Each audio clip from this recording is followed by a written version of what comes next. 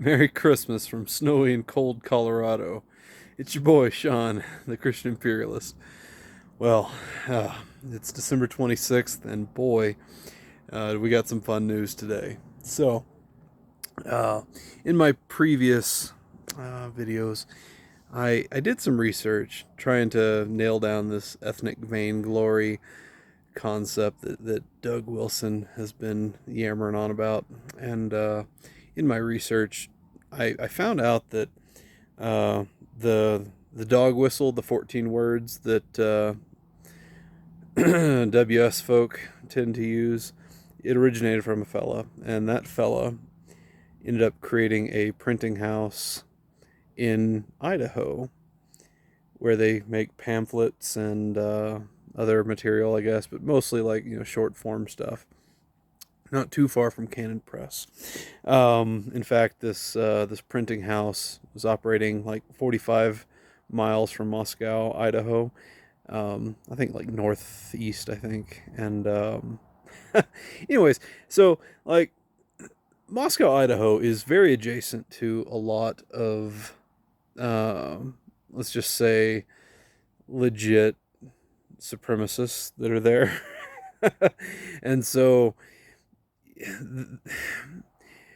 this whole issue with Memegate and Joel Webbin, and now extending into Doug fighting Ogden, as one of my friends said, it's like this proxy war has moved from Joel now to Ogden, Utah. Um, anyways, like Doug is just constantly acting like white supremacists are in the room with him now. you know, at a therapy session, are the white supremacists in the room with you? And he sees them everywhere. And more more proof of this is that recently, uh, 3 hours ago, 4 hours ago, he posted a blog called "Laced with Poo," which he talks about his meet with the Ogden pastors, elders, and he says, well, some of it's good, but they have some really bad elements, and they're constantly doing exactly what the feds want them to, which makes me think that they're compromised with true white supremacists. Oh no. And I just find it funny that that's his go-to. Whenever someone's to the right of him, he sees Nazis. Like, what are you, a Kamala supporter? Like, come on, you can't just say everyone who has a view to the right of you is automatically a Fed or a supremacist until proven otherwise. And it, looking back at his posting, whenever there is anti-white attacks, thinking what, like the Christmas parade run through, was that last year or 2 years ago? I can't even recall. Like, his initial response was, "Don't take the bait. Don't take the bait. The feds want you to say this was racially motivated. Don't take the bait." It was racially motivated, but what he means by "don't take the bait" means white people don't notice this. White people just take it on the chin and continue to take your L's, continue to lose whatever this struggle is. If you want to call it a Cold War, if you want to call it a culture war, whatever. Um, don't take the bait. Don't do anything that looks like, I don't know, rallying people who are actual victims. Let's be clear.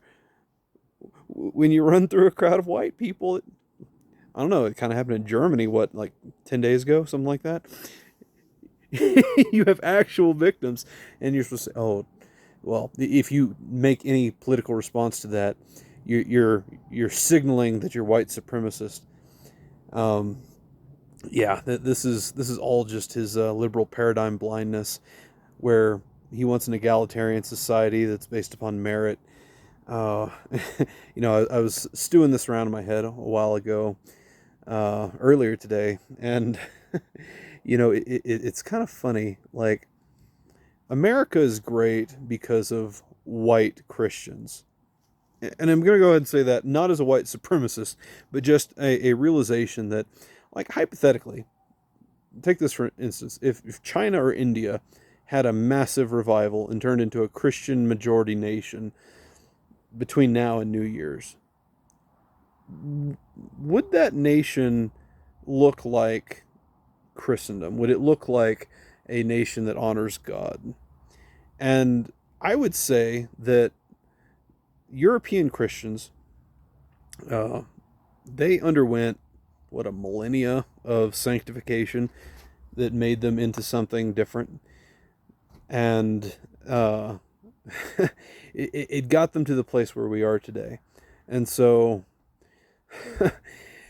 I don't think that Christ immediately is the answer, but there is a sanctification process for nations. And, post mill, if you like, you say you can't Christianize nations. Well, you can. And rule of law, respect for others. Our egalitarian society didn't pop up overnight, and ideally, or critically, if you think that wasn't a great thing, there's still hierarchy that exists. And so, sorry, I got to cut this a little bit short because it is Christmas and we're spending it on vacation. So, love you guys. Take it easy. And don't take the bait. Shut up, Doug.